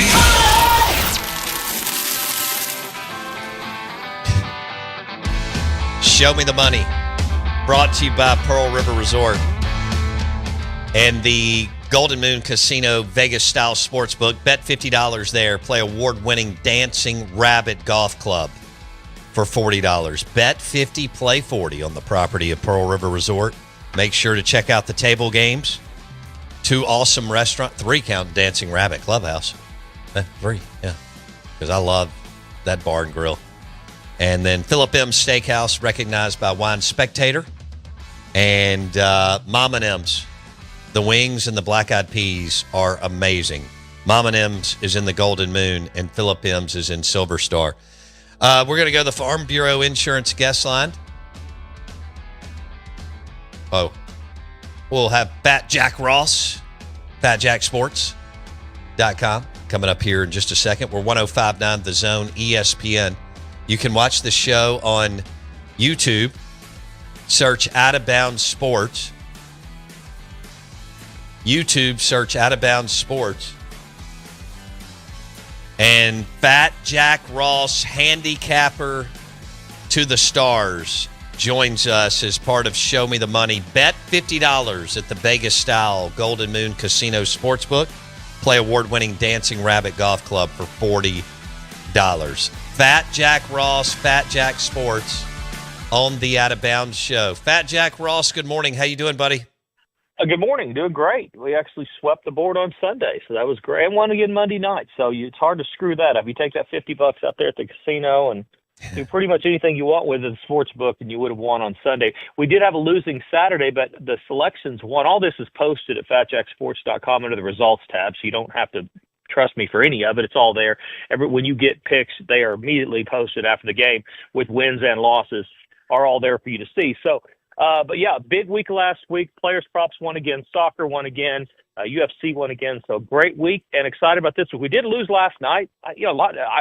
Unfortunately, I want to apologize to my clients for even releasing the game. What a horrible game to even have to watch. We should probably not play cricket or something instead. But yeah, we had people were on. I didn't have Denver, though. I just had over and ended up being a loser. But players props did well again, and long weekend to go. And as I said, we had won on Monday, so off to a good start this week and ready for a big weekend. All right, what about college football? Is there a game? Is there one of the bigger games? I know you find off the beaten path games, and that's where y'all also make your hay. But is there a top 25 matchup or a team in the top 25 that you've looked at going into tonight or tomorrow where you and your team are like, I like that game?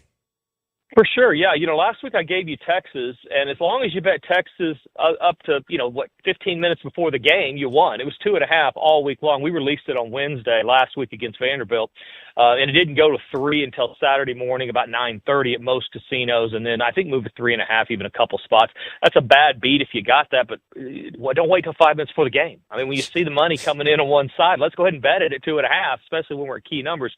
This week, a similar spot. You have a lower-ranked team that's favored over a higher-ranked team at home. That has been a really nice trend. Not only am I getting the better team, I'm getting a lot of trends that match me up with the winning side there as well. BYU going to West Texas to play the Red Raiders. I've talked about Texas Tech a bunch. They are definitely the type of team that the players playing for them are not Red Raider players. They're not from El Paso or New Mexico or, going over trying to get a shot at D1. These are Georgia athletes, Alabama athletes, LSU athletes that are being paid to play. They've gone to West Texas to bring a title out there. I'm not sure they get there, but there's good value with them because their only loss was with their backup quarterback. Other than that, they're undefeated both straight up and against the spread. Lower-ranked teams favored at home over higher-ranked teams are on a 19-5 run against the spread. They're 8-1 this year against the spread, and last week they were 2-0 with Texas and Utah being home favorites, lower-ranked against higher-ranked teams. I get a great defense, one of the top 5 in the country. far and away the best defense in the Big 12, and I think I'm getting the better team in the Big 12. It is a lot of points. We're double digits and moving up. Try to get it at 10 if you can. That those key numbers do matter, as Longhorn fans found out last week. It can matter, but I think I'm getting the right side and actually a pretty good number. If they had their quarterback, they were undefeated. They're giving 2 touchdowns or more. So I like Texas Tech minus the points. Fat Jack Ross, fatjacksports.com. What's going on at fatjacksports.com this weekend? I mean, everything.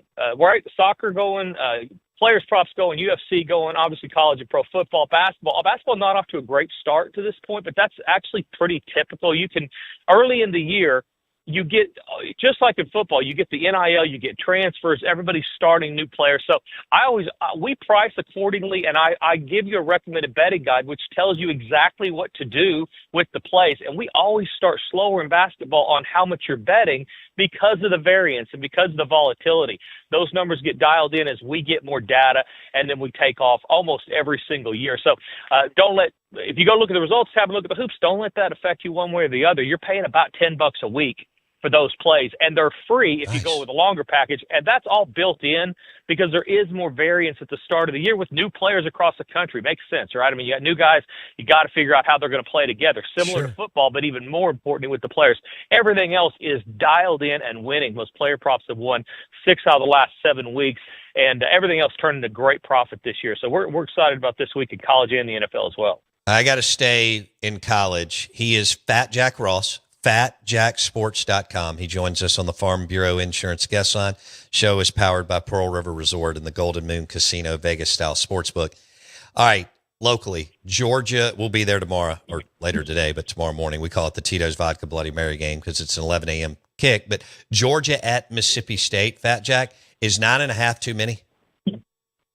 I think, history tells us it's too many. Now, Mississippi State might turn the ball over 4 times and they're going to get blown out. I mean, Georgia, you can't make a ton of mistakes. So it's not one of those, let's push all of our chips in on Mississippi State. But when you look at Mississippi State, and really Kentucky's in this same kind of mold, but Mississippi State even more so. So they're 9-1 against the spread their last 10.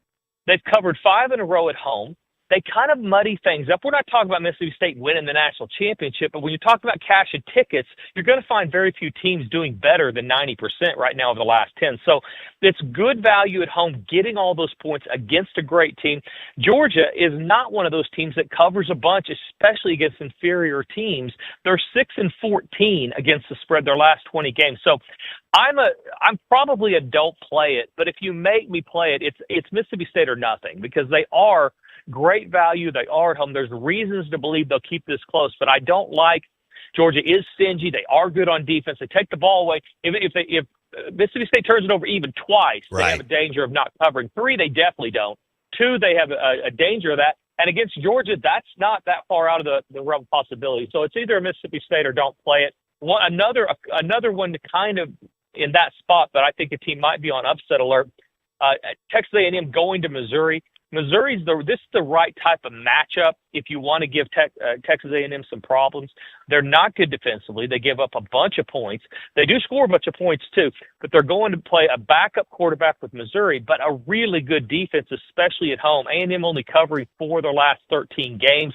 Missouri really good against the spread, 9-3 against the spread, 9-3-1 actually over their last 13. So I think A&M has better show up and not turn the ball. We talk about turnovers, especially in the SEC this time of year. They had better take care of their business there. And the other one that's kind of on upset alert for me, Auburn, with all the problems going on there, they're going to play Vanderbilt. I played against Vandy last week, and we got there because I gave it out early. I think Auburn is a pesky team that is not going to quit. They've got quarterback issues, obviously, but it's a letdown spot for Vandy. I mean, this is a team from the penthouse to the outhouse. They go lose at Texas and really wasn't as close as the final score. Now they got to go home and get up for an Auburn team that looks like they're in total disarray. I think this is a really close, big one to watch if you're liking underdogs. I like Auburn plus the points there. All right, so you may get a little interim boost with DJ Durkin and Auburn going to Vanderbilt. This is Fat Jack Ross, fatjacksports.com, on the Out of Bounds show, ESPN 105.9 The Zone. Real quick, LSU at Bama, another interim coach. Frank Wilson, he hadn't coached yet. They took a week off. They fired Brian Kelly, blah, blah, blah. Alabama's laying 9.5. Do you see anything there, Fat Jack?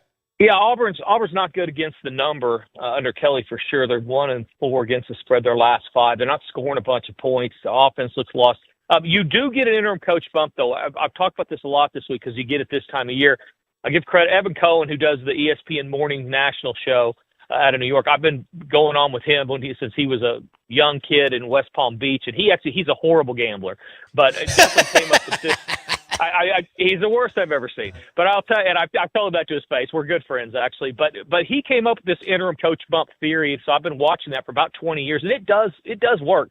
Not when they move on, because we're looking. The Memphis coach may take the Arkansas job. That type of thing doesn't really apply. But when they fire their head coach, you do get, or the quarterback for that matter, a backup quarterback, same thing. You do get a circle the wagons, good effort a lot of times out of a team who's now lost their head coach. So don't undervalue that. There is some value there. I would have similar to the Georgia game.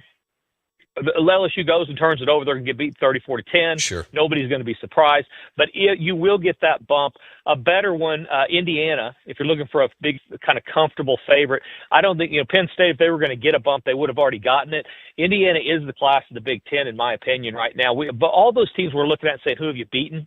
I mean, even Ohio State, who's their best win? I mean, this is a conference that's now cannibalizing each other for the most part, and we don't know how good they actually are when they get in the deep end of the pool this year.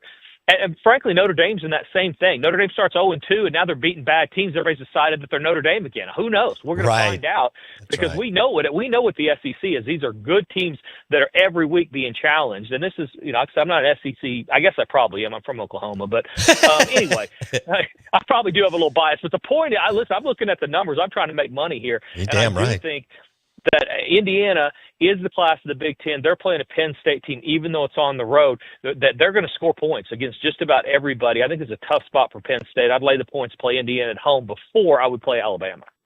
Okay. FatJackSports.com. He joins us on the Out of Bounds show. All right, Fat Jack, let's go to the NFL. You don't have to give out your number one because people may need to be, buying the deal, but maybe you don't have maybe we don't get the bone-in ribeye pick, but what about a 10-ounce filet pick? Bo, you're not, if guys are out there with the ink pen in hand writing down free plays, they're never going to consistently make money. I don't have any problem giving away what I think are quality plays to you and your great listeners, because I know long term I'm going to win. Go follow me at FatJackSports on TikTok. You're about hitting about 80% on those free winners. And so you can make a little money. But unless you're consistently building profit with consistent winning plays, there's not enough T-bone steaks I can give you on the air to consistently make you money if you're going to go out and bet your own stuff anyway. That's right. So I tell people, get signed up. It's not that expensive. But a couple that I am looking at this week, don't play false favorites. We talked about this last week. Teams that are favored that are really bad on one side of the ball or the other. So if they're bad defensively, they don't need to be laying points to anybody in the NFL. If they're bad offensively, same thing. The Chicago Bears don't need to be a favorite against anybody. Can't stop the run, bad on defense. They're an auto bet to the over almost every single week because their offense, Caleb Williams, is kind of falling into line, playing a little bit better. The game's slowing down for him. I like the Giants there. They've now kind of gotten over the Scadaboo injury. They'll expect them to play better. Another one, Buffalo. They're going to Miami. I don't know that I could walk up right now and play a dime on Miami. They have at times this year, a little bit like we saw in Las Vegas last night, at times they will put it together and things will click. And I do think Buffalo is much worse on defense this year than they have been in the past, and don't have a lot of quality wins either. But I like Buffalo there minus the points. And you've got a bunch of those type games where you're going to have underdogs. Look underdogs for the most part over favorites this week in the NFL. We had a huge favorite week 2 weeks ago, 11-3 favorites not only won but covered. This last week it reverted back to what it normally is. You had underdogs outperforming favorites. You had unders outperforming overs. Look for that to continue again this week. All right. Fat Jack Ross, FatJackSports.com. We're ready for the weekend, right? All we got to do now is get signed up and start winning. But we've got the basic game plan. Now we got to find these specific winners, which you can get for $149 on the website, or add all those other plays that have been really, really good, including the player props that have won every week this year except one. So great time to get signed up, great time to win, a great time to be a football fan in America. I love it. Hey, we appreciate it. Have a great weekend, my man. All right, brother. Have a good week, Bo. See you soon. Whoops. All right. We're live in the Bank Plus studio, out of bounds, ESPN 105.9 The Zone. That hit was brought to you by Taste Italian Kitchen. Now, Jackson and I were talking about, and Wes, we're talking about all the fabulous food there. I want to go over some of the sandwiches again because it was National Sandwich Day, and then I was out for a couple of days. The Chicago beef sandwich at Taste. Okay. The Chicago beef sandwich. Okay, the Cooper's Philly. Ridiculous. Absolutely ridiculous. So it was National Sandwich Day on Monday, I think, and we were talking about all the different sandwiches. And, Boar's Head sandwiches, it doesn't get any better because it's high quality. A lot of the deli meat and grocery stores is garbage. Trash. Boar's Head is super, super, super high quality stuff. And then, of course, their pickles and the Boar's Head cheese and all that is fabulous. You get some Killer Dave's bread. It doesn't get any better. I eat Boar's Head sandwiches at the house all the time. But if you're going out for lunch or dinner, Taste Italian Kitchen, the Chicago beef sandwich, the Cooper's Philly. And there's more. Yeah. And Craig and them flew to New York and Philadelphia multiple times and ate at probably 100 different places, and I'm not kidding. That's crazy. Okay, they were not playing around. They did a ton of R&D. He's got the bread that's shipped in from the Northeast weekly. I mean, the whole thing. So it's, it's not Jackson Meadows going to wherever he went in 11th grade. Unfortunately. Where was I going in 11th grade? Zaxby's was hot and popping then. It was hot, dude. Clinton had just gotten one. We were just eating fine. We had a Bonza.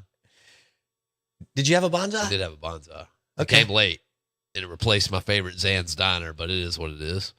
Because Bonza was hidden. Zan's. Yeah. Now, don't get it wrong. Like, they never really ran out of chopsticks over there, though. Oh, really? Yeah, no one knew.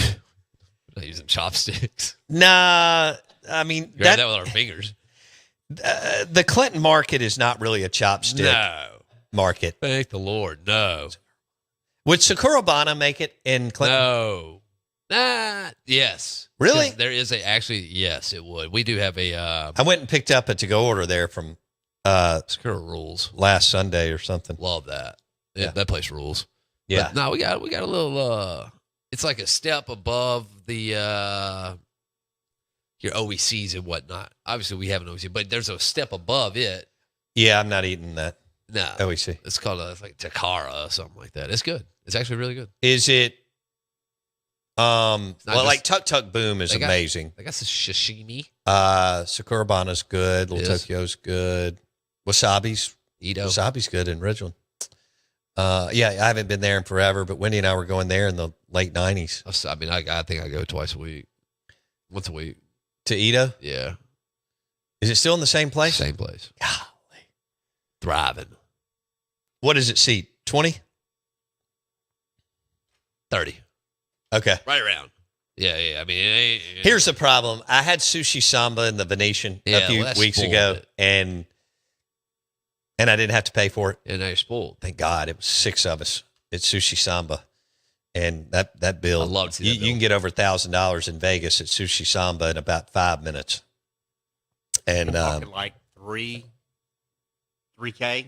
Oh, I don't think it was that much. No, but it was. I mean, with drinks and 6 people. Yeah, there was a lot going on. We were having a large time. How many rolls do you get?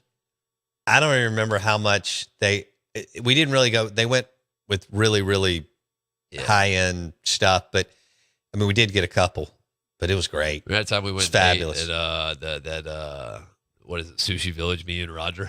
My God, it was. Oh my gosh. It was what, $13 all you can eat? Yeah, it may have been cheaper than that, and we crushed that. Yeah, because y'all, it's like you in a bottomless mimosa bar. I mean, you're going to be determined to drink 10 of them. I got to get my money's worth. Yeah. You are that. I mean, there's a lot of those guys in the South, but I've got to get my money's worth. It's why buffets, man, people are going to go, top it. I mean, they're going to have so much food. It's going to be like 12 inches off their plate. Yeah. That's right. What else do you expect us to do? Remember, you give the little menu and you have to go back and fill out the menu or whatever. And we just kept going back and filling out more and more stuff. And the guy kind of looked at us. And then Roger's like, you got to get a fried ice cream or fried banana and some ice cream, too. I was Good like, yeah, Lord. I do. Now that you say that's when you've gained 30 or 40 pounds? That was in the heat. That was 30. That was the 30-pound spree. How much did you weigh? By the end of that, with a 30, 225 probably. Okay. 220, 225. Okay. I needed like 10 or 15 of it. I didn't need 20 of it, 30 of it. No. What do you weigh now? Probably 180, 190. Okay. 185, 190. So I'm back down to playing weight. You're at 190? Yeah, 190, probably 195. In the winter, the shooter comes out. Do a little hibernation in the winter, so I'll get to about 197. I don't think I'm going to go 2 bills again. Okay. Underdog, baby. Here we go. You can make picks and win money right now in Mississippi. Playing on Underdog is easy. Just pick whether your favorite players will go higher or lower on stats like rushing yards, receptions, touchdowns, and more. Get your picks right, and you could win up to 5,000 times your cash. This week on Underdog, I'm looking at Bills Dolphins, and I'm selecting Josh Allen for higher than 22.5 points and Jalen Waddle for higher than 11.5 points. Download the app today. Use promo code OUTOFBOUNDS to score $100 in bonus entries when you play your first $5. That's promo code OUTOFBOUNDS. Underdog. Make picks. Win money. Must be 18 and older and present in Mississippi. Terms apply. See assets.underdogfantasy.com/web/play and get terms _DFS_.html for details. Concerned with your play? Call 1-800-GAMBLER or visit www.ncpgambling.org. Boom. Underdog, baby. Download it. Make picks, win money. And the promo code is out of bounds. Have a blast with it. Underdog app. Make picks, win money. The promo code is out of bounds. Hey, if you're in town this weekend, we want you to hit all our spots. Martin's in Livingston. Unbelievable. I mean, they've got the Bloody Marys, mimosa specials. Game day's great there. Saturday and Sunday, or lunch today. They've got Michelob Ultra, Key City, Ice Cold Bud Light, and Stella Artois for days, either on tap or by the bottle or both. Martin's in Livingston. That gumbo, I know. And then the wings and the pork rind nachos. All right, let's keep going. Taste Italian Kitchen, wood-fired pizzas, fried ravioli, and bolognese. All right, let's keep going. Burgers, Blues, Barbecue, and Dogwood Flowwood. Smash burgers, unbelievable pork nachos. Their mac and cheese is insane. It's a beautiful restaurant in Dogwood Flowwood. Burgers, Blues, Barbecue, B3. Burgers, sandwiches, amazing appetizers. Their onion rings are insane. Their banana pudding is great. I had it for breakfast once. B3, Burgers, Blues, Barbecue, Dogwood, Flowwood. Have a great weekend. Two brothers in Starkville, baby. An older brother bistro. Have a good weekend. We'll see you Monday.